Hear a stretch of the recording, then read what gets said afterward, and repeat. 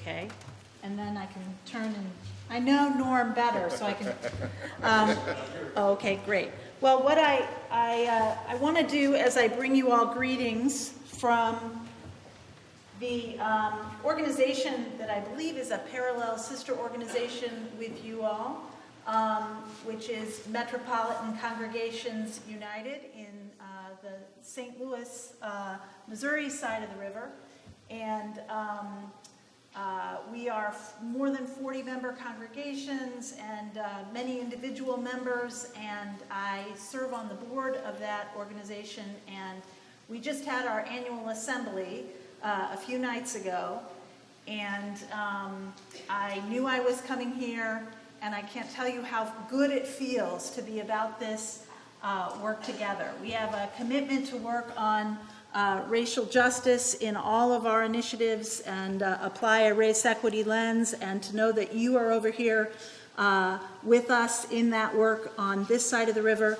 I don't know, it's a God thing. So I'm going to take a picture of you because you're encouraging me today that there's a church full of good people who want to work on racism.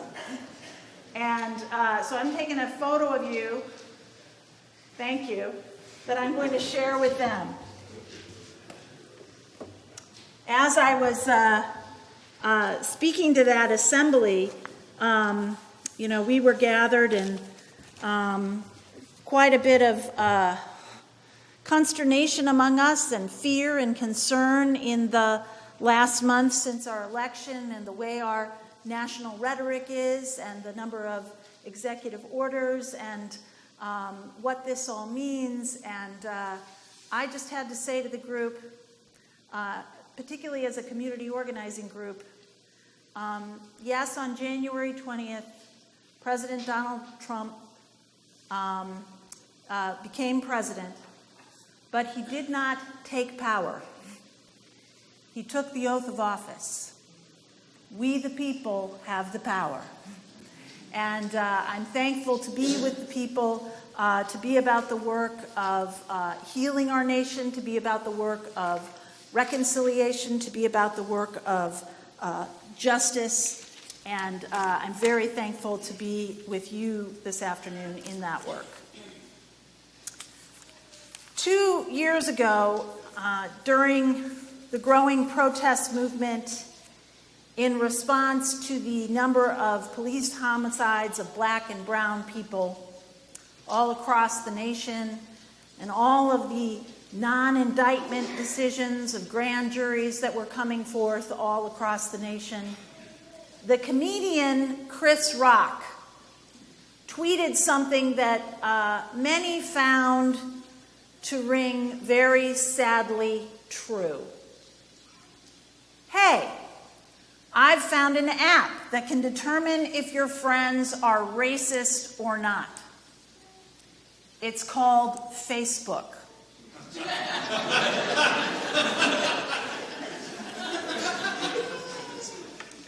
No matter whether you use social media or not, I think you get that joke.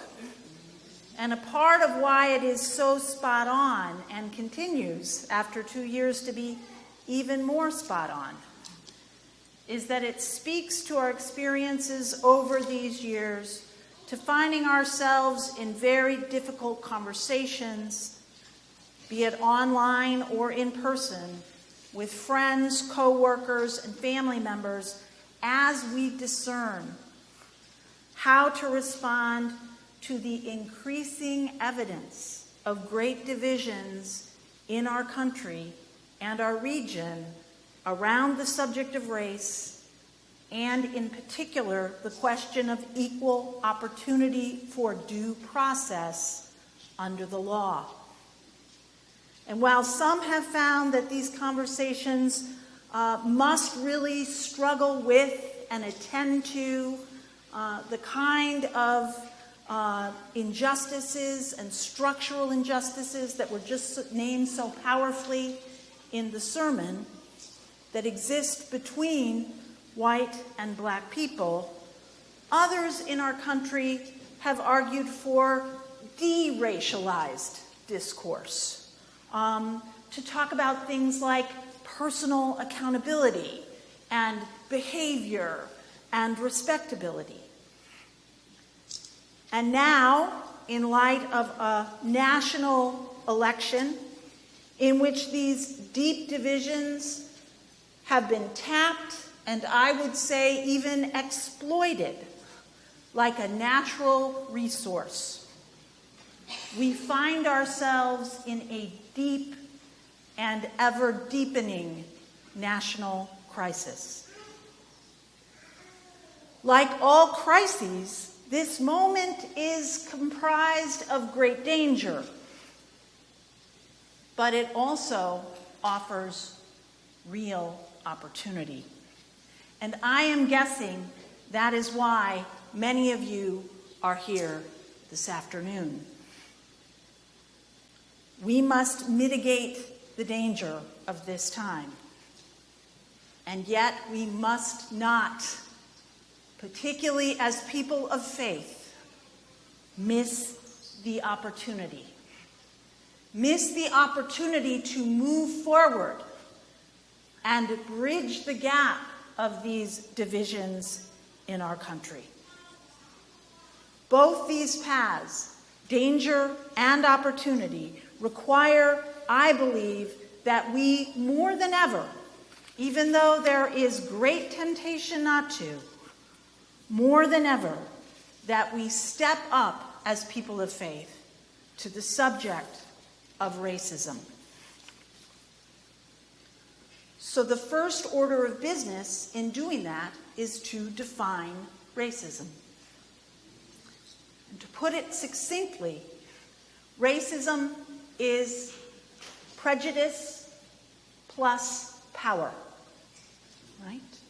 Prejudice plus power. Yes, racism is not merely a matter of personal opinion. It is, I would say, a social disease. It is based in the opinion that one group of people is defined as preferable to another group of people. That would be the prejudice part. The particular prejudice of North American racism happens to affix to the question of skin tone of human flesh. Light skin tone, imagined as whiteness, is defined in this prejudice as preferable to dark skin tone, imagined as blackness. Yes, racism is just that superficial on the one hand. But as you are well aware, it goes very, very deep into the history of our country and into our society. And that is where the matter of power, social power, comes in. In our particular context, the prejudice of whiteness versus blackness has a long history grounded in the slave trade and horrific forced migration by shipping of millions of African persons to the Americas in the 1600s to the 1800s. And that history did not end in North America in 1863 with the executive order of Abraham Lincoln's Emancipation Proclamation and the subsequent end of the Civil War. In fact, it has morphed and grown throughout our history since then. Through the period of Reconstruction, the assertion of Jim Crow segregation, the Civil Rights struggle, the passing of the Civil Rights Act, the dismantling of the gains of the Civil Rights Act, and the subsequent development of practices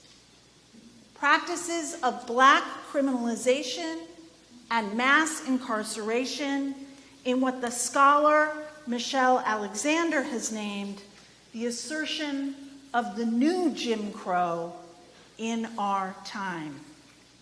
Namely, that black men are incarcerated at a rate of 7 times in comparison to white men in our country. And that black people, while only 14% of the US population, represent about 50% of the US prison population. And mass incarceration begins early, and I know many of you know this in your work of busting the school-to-prison pipeline. One example from the other side of the river of how that pipeline works.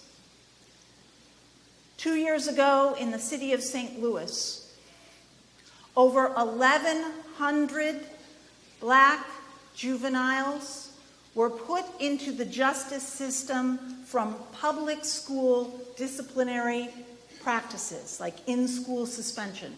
So moved from in-school discipline to the juvenile justice system, 1,100 black children. While in that same year, 63 white children were moved from in-school suspension and discipline to the juvenile justice system, stripping them of any real possibility for an even and fair chance at a healthy and whole life. Prejudice against blackness in this country has a long history with many enduring social effects and mechanisms. The particular dimensions of this prejudice as a historical and social force have created an ideology, much like Nazism in the early 20th century of Europe. And that ideology is called white supremacy. Now, far from what we imagine is just some creepy, isolated, mythic structure of the KKK, the power of white supremacist ideology is that it has established itself as a norm in our culture, a kind of normal that pretends to be based on the way things are, or what is natural, or common sense, or particularly troubling for those of us as people of faith, God-given. Where no one today, or nearly no one, would say outright that it should be legal to own another person based on the color of her or his skin, many say quite plainly that black people are just more prone to be criminal or dishonest than white people. That's a regular part of our American rhetoric. And even if people, good people like us, hate such prejudicial thinking consciously, many psychological studies have proven that we all, white and black people in this country, operate out of unconscious preferences for whiteness and negative attitudes toward blackness that guide our subconscious choices and decisions, driving where we live, where we send our children to school, and that shape our overall society, whether we like it or not, as racist and white supremacist to the core. So to return to our definition of racism as prejudice plus power, white supremacy as an ideology of prejudice has been empowered and invested into our social reality. It is not only a way of thinking, It is also a way of living. It is structured into our laws, our practices of public safety, our educational systems, our municipal, state, and federal government, our health care, and yes, even our religion. And so you see, just changing hearts and minds, changing attitudes, as good as that is, isn't going to be enough.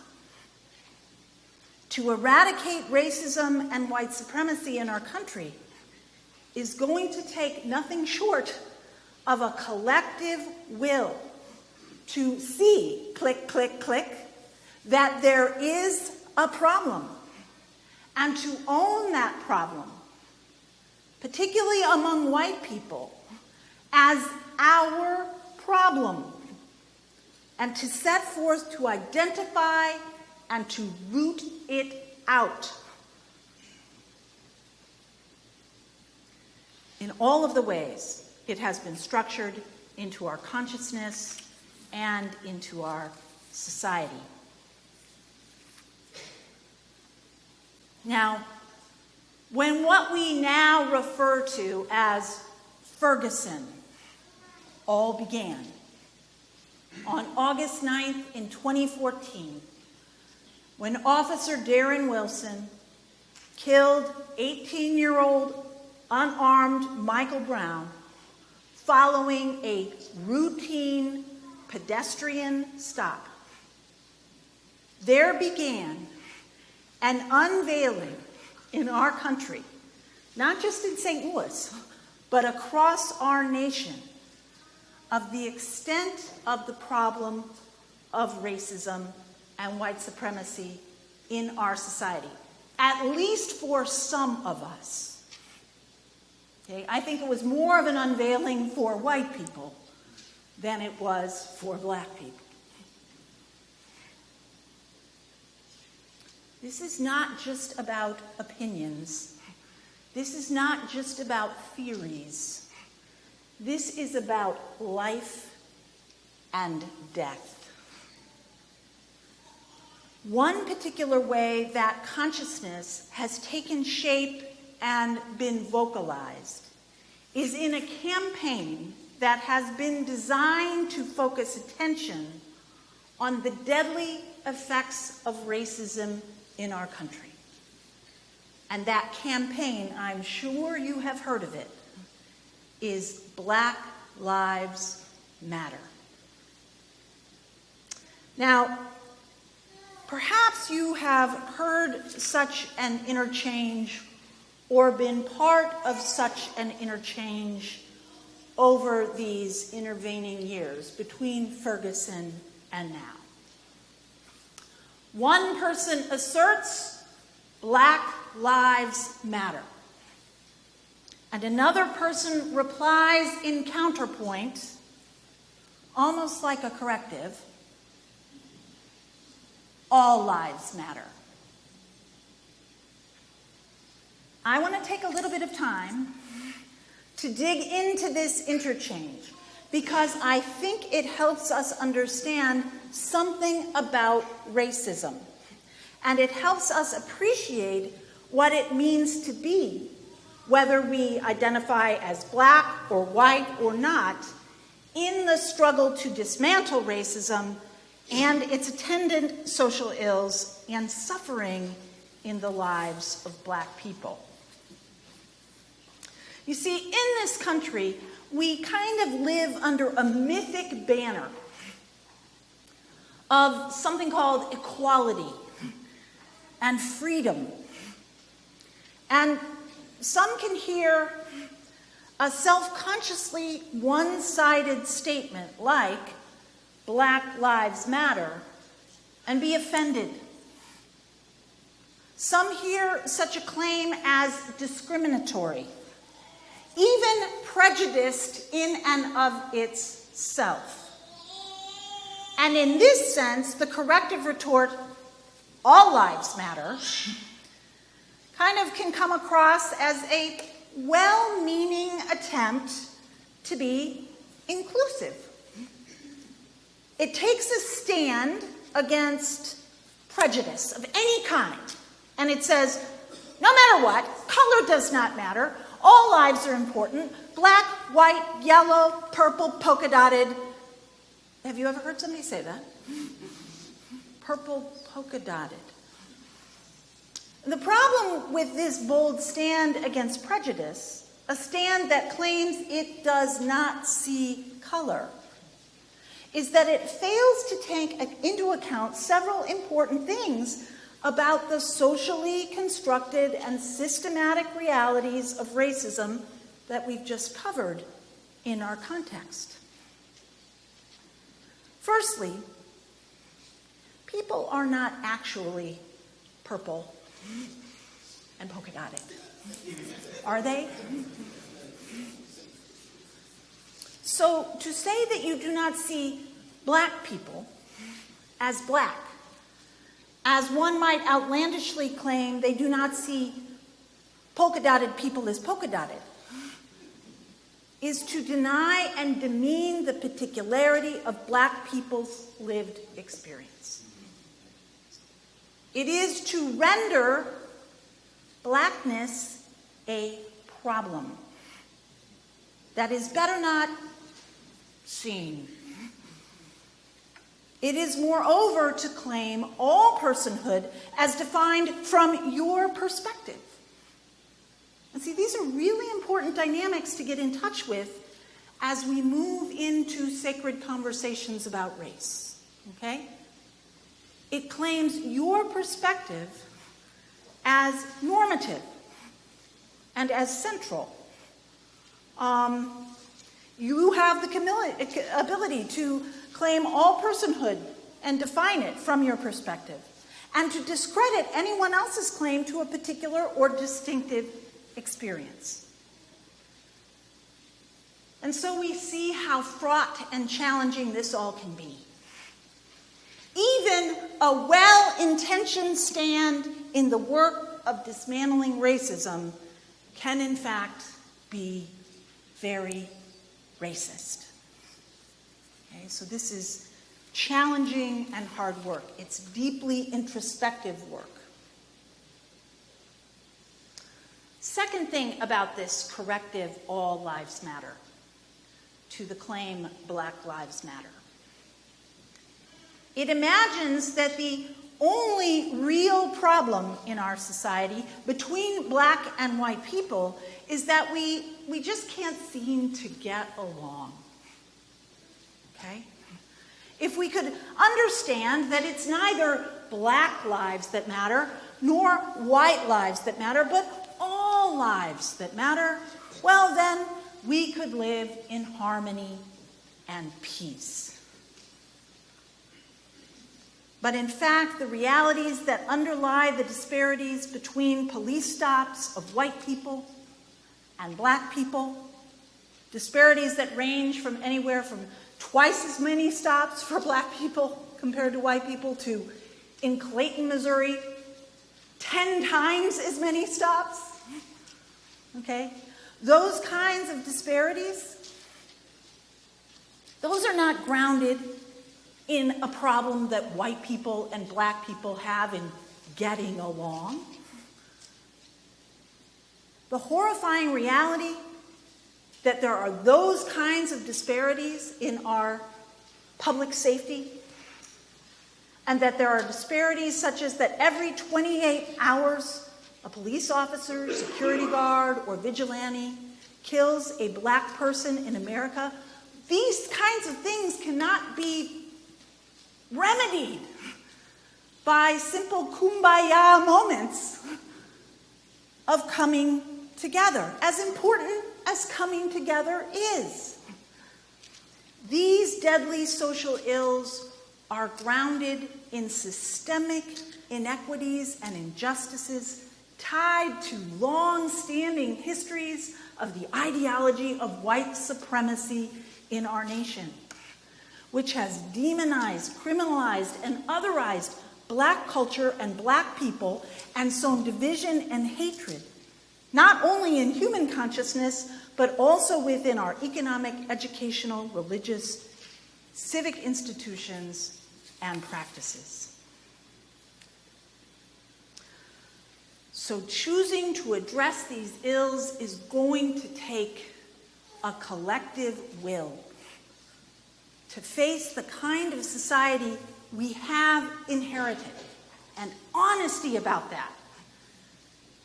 And honesty about how many of us who are white continue to benefit while others disproportionately suffer. And the term that gets attended to this dynamic is a term that you may have heard, white privilege. Okay? So it's going to take being accountable for the truth that in our society, not all lives matter equally. That is just true. In fact, in our racist and white supremacist society, Black lives have been deemed to matter much, much less. Okay? And part of what we gather in efforts like the sacred conversation process is to come together to figure out what to do about that as people of faith. As people of faith, I think we are in a great position to offer leadership in this time of coming to consciousness about our collective social disease of racism and white supremacy.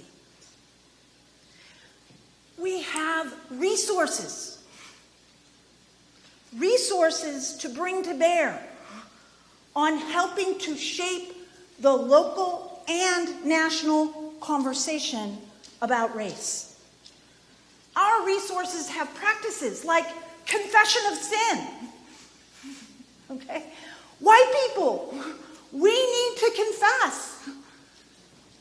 Black lives matter. That's a confession of sin. Because to say that is a declaration that they have not mattered equally. And we got to be about the work of changing our society so that we can say that as a regular declaration of truth. Okay? So we have resources like confession of sin. And our resources go squarely to the issue of helping to frame racism, not simply as a social problem, but as a human problem and a theological problem. Doing theology with our traditions in this context can help us to understand that the current denial of the value of Black lives in our country is sinful, idolatrous.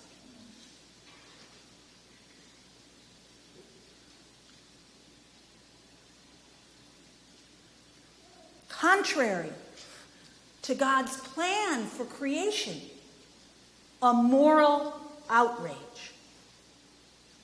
In this context, the affirmation Black Lives Matter is not anti-white. It is anti-white supremacy.